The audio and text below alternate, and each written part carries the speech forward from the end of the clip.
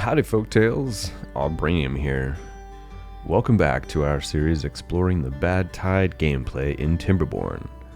In the previous episode, our fledgling community survived the first wave of Bad Tide. Inconveniently, then there was a significant patch making fundamental changes to the way irrigation works, and I had to start over.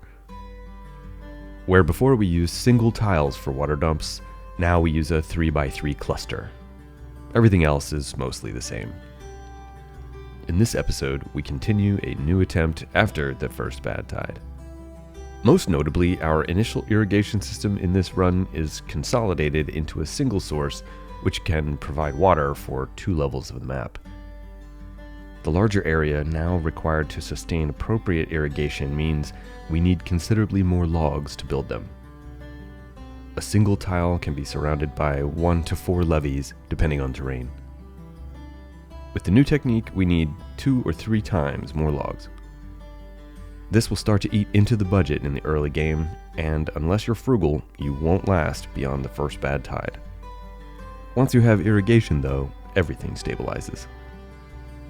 What you don't see in these videos is the intense micro-attention paid in service of balancing jobs. These water dumps can hold lots of water, so we need to adjust workers much more than with the single tile approach. It helps to reduce the distance haulers must travel to deliver water to the irrigation zones. By keeping a small tank beside the pond, we can make sure there's plenty of water when it's needed. Otherwise, we lose focus and the pond runs dry. Since this is our only source of water for all crops and lumber, we really want to keep it topped up. Eventually, this job will be allocated to a robot. However, there's a lot of work to do before we can start thinking about automation. Fortunately, bad tides drive the water wheels just like friendly water, so we can invest in industry early. For this footage, the bad tide continues to run through the drought, which helps us extract some useful power. Sadly, this was nerfed in later versions. It doesn't matter much though. The critical consideration with bad tide is to keep crops and lumber fields away from the riverbed and rely on irrigation instead.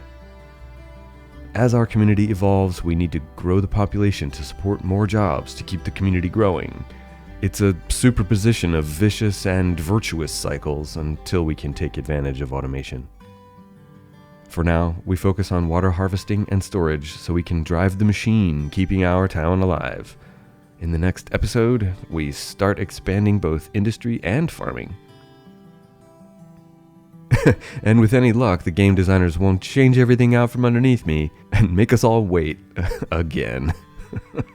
Thanks for your patience, and remember, stay hydrated, y'all.